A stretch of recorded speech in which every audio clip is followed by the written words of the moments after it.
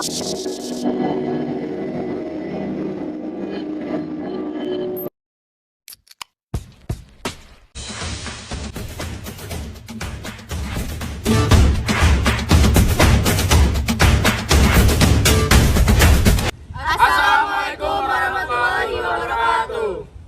warek-warek sekalian, perkenalkan kami dari kelompok 4 akan bahas tentang konsep dan proses strategi. Selamat menyaksikan. Wait, nanti dulu kita kasih pantun dulu ya.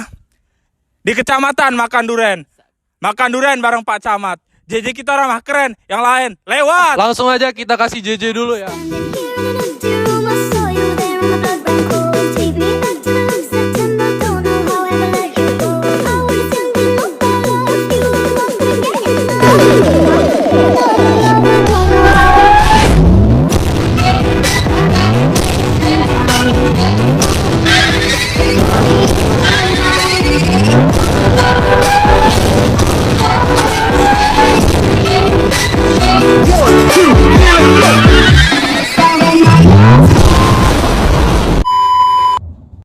Sebelum masuk dalam materi, kita harus terlebih dahulu tahu definisi dari strategi. Jadi strategi itu cara atau bagaimana kita mencapai suatu tujuan di masa depan. Nah, strategi yang baik adalah strategi yang berhasil. Lalu ada pula definisi strategi dari beberapa ahli.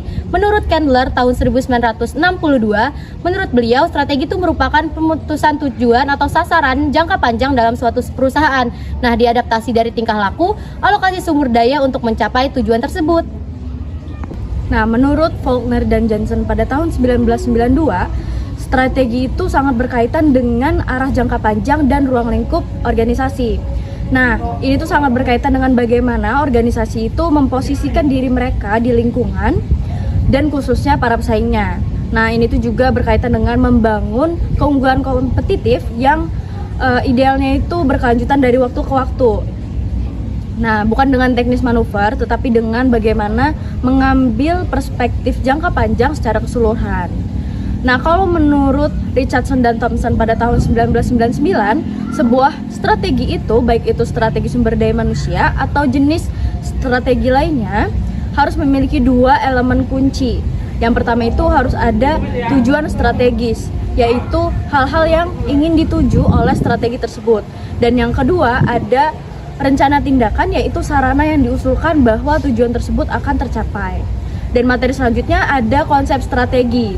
Nah, konsep strategi ini didasarkan pada 3 konsep anak perusahaan, yaitu keunggulan kompetitif, kemampuan khusus, dan kecocokan strategis. Nah, konsep keunggulan kompetitif itu sudah dirumuskan oleh Michael Porter pada tahun 1985. Dan menurut beliau, keunggulan kompetitif itu muncul dari perusahaan yang memberikan nilai kepada pelanggannya. Dan untuk mencapainya itu, perusahaan memilih pasar di mana mereka dapat unggul dan menghadirkan target bergerak kepada pesaing mereka dengan terus meningkatkan posisi mereka. Oke, selanjutnya itu keunggulan kompetitif. Apa sih keunggulan kompetitif itu? Nah, jadi keunggulan kompetitif itu adalah kemampuan yang diperoleh melalui karakteristik dan sumber daya suatu perusahaan untuk memiliki kinerja yang lebih tinggi dibandingkan dengan perusahaan lain atau pada industri dan pasar yang sama. Nah, salah satu contoh keunggulan kompetitif itu adalah customer service gitu ya, pelayanan. Jadi pada suatu perusahaan itu pelayanannya sangat ditentukan dari pelayanan perusahaan tersebut kepada konsumen, seperti ramah, responsif, dan memuaskan. Konsep keunggulan kompetitif dirumuskan oleh Michael Porter pada tahun 1985. Nah, keunggulan kompetitif menurut Porter muncul dari perusahaan yang menciptakan nilai bagi pelanggannya. Untuk mencapainya, perusahaan memilih pasar di mana mereka dapat unggul. Nah, Porter menekankan pentingnya diferensiasi yang terdiri dari penawaran produk atau jasa yang dianggap unik oleh industri dan fokus melihat kelompok pembeli atau pasar produk tertentu lebih efektif atau efisien daripada pesaing yang bersaing secara lebih luas. Lalu Porter juga memberikan 3 strategi generik yang dapat digunakan organisasi untuk mendapatkan keunggulan kompetitif, yaitu yang pertama, inovasi menjadi produsen yang unik. Lalu yang kedua, memberikan barang dan jasa berkualitas tinggi kepada pelanggan. Yang ketiga, yang terakhir, hasil yang direncanakan dari kebijakan yang ditujukan untuk mengelola pengeluaran. Selanjutnya ada kecocokan. Konsep kecocokan ini menyatakan bahwa apabila suatu perusahaan ingin meningkatkan keunggulan kompetitifnya, maka perusahaan ini harus meningkatkan kapabilitas dan sumber dayanya yang tersedia di lingkungan eksternal. Kemudian ada dasar-dasar strategi. Pada dasarnya, strategi ini adalah tentang mendefinisikan niat untuk mencapai kecocokan dengan mengalokasikan sumber daya dengan peluang di lingkungan eksternal. Seperti yang didefinisikan oleh Hamal dan Parahak, niat strategi mengacu pada ekspresi posisi kepemimpinan yang ingin dicapai organisasi dan menetapkan kriteria yang jelas tentang bagaimana kemajuan untuk menuju pencapaian yang akan diukur. Strategi, konsep, dan proses. Nah, jadi strategi itu bisa menjadi sebuah visi dan misi yang sangat luas atau menjabarkan tujuan dan sasaran yang ingin dicapai dalam jangka panjang. Nah, lalu selanjutnya, strategi berbasis sumber daya. Nah, apa sih itu? Kapasitas strategis suatu perusahaan bergantung pada kapasitas sumber dayanya. Oke, selanjutnya itu ada kemampuan strategis. Nah, kemampuan strategis itu konsep yang mengacu pada kemampuan organisasi untuk mengembangkan dan menerapkan strategi yang akan mencapai keunggulan yang kompetitif yang berkelanjutan. Nah, lalu yang terakhir itu tujuan manajemen strategis.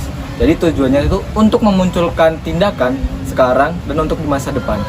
Sebelumnya kita harus tahu dulu nih, apa itu manajemen strategi. Jadi manajemen strategi itu adalah seperangkat keputusan dan tindakan yang menghasilkan formulasi dan penerapan strategi yang dirancang untuk mencapai tujuan di sebuah organisasi.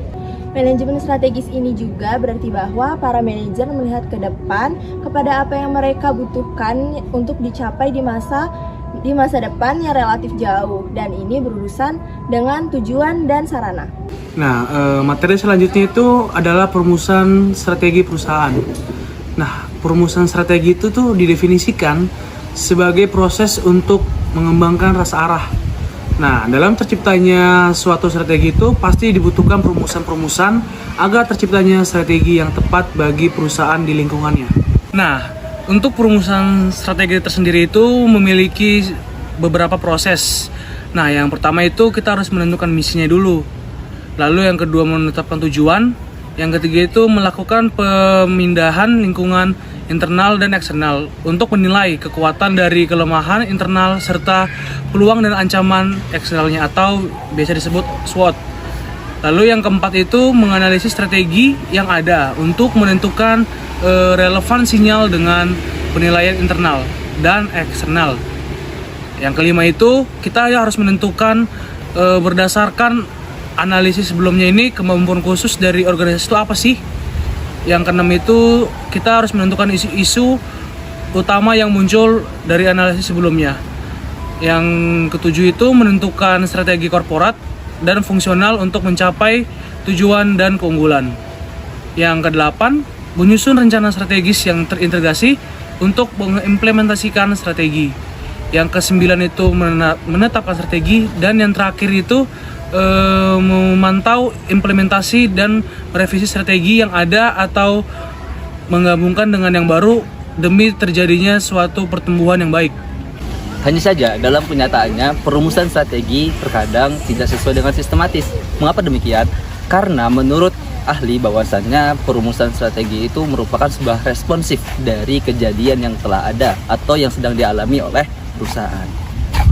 Dalam artikelnya Mintzberg pada tahun 1994, dia berpendapat bahwa kegagalan perencanaan sistematis adalah kegagalan sistem untuk berbuat lebih baik daripada atau hampir sama dengan manusia. Dan terkadang strategi harus dibiarkan sebagai visi yang luas, tidak diartikulasikan secara tepat.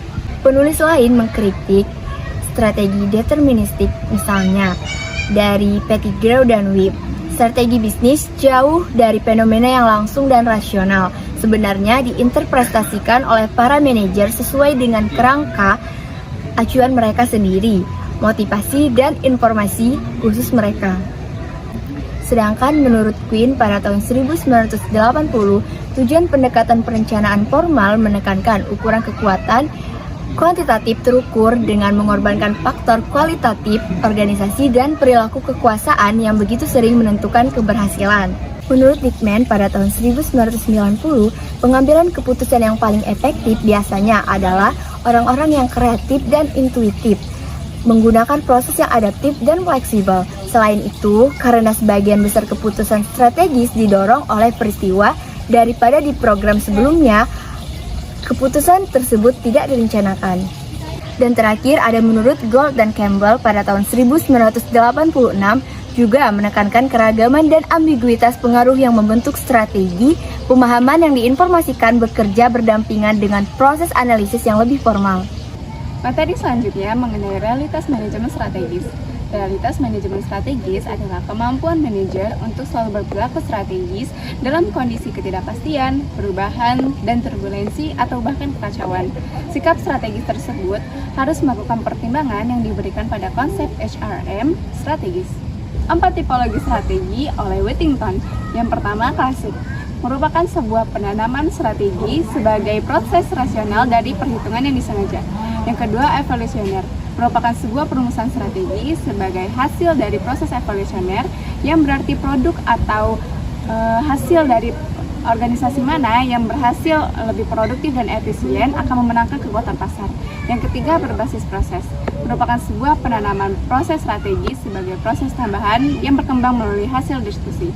Yang keempat, sistematik, merupakan sebuah strategi yang terbentuk oleh sistem sosial yang diterapkan. When Osman Dembele does the inverted runs as well, and he will create and give them space from outright, width from outright. That's exactly what you get from this Barcelona team. It is a tough game, but then Rich, I think Barcelona will edge Atletico de Madrid. Atletico de Madrid best air draw because it's a game that I expect that Barcelona will go ahead and win. Okay.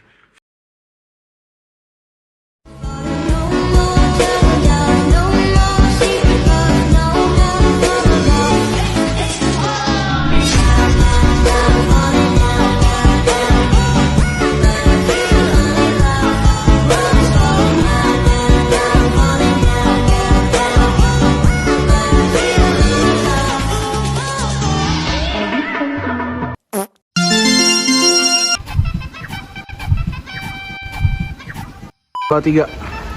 Agak nukiin lagi, Mas. Visa yang akan diukur. COD. Halo guys, hari ini kita lagi di mana, Joy? Lagi di mana kita? Lagi jalan-jalan biasa. Ya, selamat liburan. Healing, kita healing. Karena kepenatan yang kita dapat setelah berkuliah selama 1 minggu ini, ya ada kalanya kita istirahat. Apa ya, badan kita sehat, pikiran kita terbuka. Terus Kadang hidup itu butuh waktu untuk istirahat. istirahatnya. Jangan terus selesai kerja capek. Karena kebahagiaan itu bukan soal duit aja. Tapi soal gimana kita bisa membuat diri kita bahagia dengan sesama kita. Oke, bagus.